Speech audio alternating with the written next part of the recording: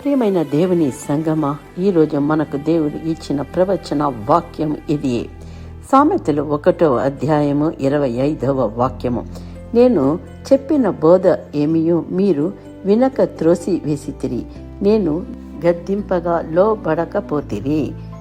దేవుని యందు ప్రియమైన వారా, దేవుని బోధను తిరస్కరించవద్దు. ఈ వాక్యంలో దేవుడు మనుషులకు ఒక గంభీరమైన హెచ్చరికనిస్తున్నారు. దేవుడు మన జీవితంలో అనేక మార్గాలలో మాట్లాడే దేవుడు. తన వాక్యము ద్వారా, తల్లిదండ్రుల ద్వారా, సేవకుల ద్వారా, పరిస్థితుల ద్వారా కొన్నిసార్లు మనుషుల దేవుని బోధను వినకుండా తిరస్కరిస్తారు. బైబిల్లో దేవుని మాటను వినిన వారు నష్టాన్ని చూడరు, వినని వారు నష్టాన్ని చూసేవారిగా ఉంటారు. దేవుని మాట విన్నవారు ఆశీర్వదింపబడతారు. ఫారో దేవుని హెచ్చరికను వినలేదు. మోషే దేవుని మాటను ఫారోకి చెప్పాడు. కానీ ఫారో ఇలా అన్నాడు, యెహోవా ఎవడు? నేను ఆయన మాట వినను. ఐగుప్తుపై 10 శాపాలు వచ్చాయి. చివరకు అతని సైన్యం ఎర్ర సముద్రంలో నాశనమయ్యింది. దేవుని బోధను తిరస్కరించడం నాశనానికి దారి తీస్తుంది.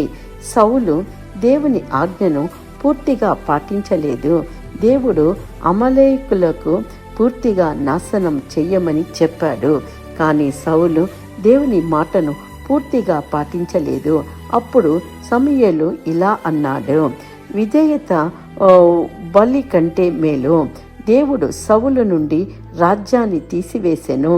దేవుడు మాటకు విధేయత చాలా ముఖ్యమైనది. యోనా మొదట దేవుని పిలుపు నుండి పారిపోయాను. దేవుడు యోనాను నినవేకు పంపారు, కానీ యోనా పారిపోయాడు. పెద్ద తుఫాను వచ్చింది. ఒక పెద్ద చేప అతన్ని మృంగింది. తరువాత యోనా దేవుని మాటను విన్నాడు.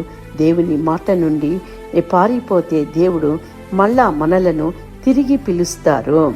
నోవాహ్ దేవుని బోధను విని రక్షింపబడ్డాడు. నోవా ఒక ఓడ నిర్మించమని చెప్పారు. దేవుడు ఆజ్ఞాపించిన ప్రకారమే నోవా చేసెను. నోవా మరియు అతని కుటుంబము ప్రళయము నుండి రక్షింపబడ్డారు. దేవుని మాట వినేవారు రక్షణ పొందుతారు. పేతురు యేసు మాట విని అద్భుతం చూశాడు. పేతురు రాత్రంతా చేపలు పడలేదు. యేసు ఇలా అన్నారు, లోతులోనికి నడిపి వల వేయము. పేతురు ఇలా అన్నాడు, నీ మాట మీద వల వేస్తాను. వారు చాలా చేపలు పట్టారు. దేవుని మాటను వినడం అద్భుతాలను చేస్తుంది. సామెతలు 1:25 మనకు ఒక ముఖ్యమైన పాఠం నేర్పుతుంది. మనము దేవుని మాటను వినకపోతే, తిరస్కరిస్తే, గద్దింపుని అంగీకరించకపోతే మన జీవితంలో సమస్యలు వస్తాయి. కానీ దేవుని మాటను వినతే, అంగీకరిస్తే, విధేయతతో నడిస్తే దేవుడు మన జీవితాన్ని ఆశీర్వదిస్తారు. ఒక చిన్న ప్రార్థన. ప్రియమైన సహోదరి సహోదరుడా, ఈరోజు దేవుడు ఈ వాక్యము ద్వారా మనతో మాట్లాడే దేవుడై ఉన్నారు. మనకి ప్రవచన వచనాన్ని ఇచ్చి ఆశీర్వదిస్తున్నారు. ఫరో లాగా దేవుని మాటను తిరస్కరించకుండా ఉండడానికి దేవుని కృపను పొందుకుందాం. సౌలులాగా విధేయతతో తప్పిపోకుండా ఉండడానికి దేవుడు కృప చూపించాలి. యోనాలాగా పిలుపు నుండి పారిపోకుండా ఉండడానికి దేవుని కృపను అడిగేవారిగా ఉందాం. నోవా వలె దేవుని మాటను ఆలకించి విశ్వాసంతో నడిచేవారిగా ఉందాము.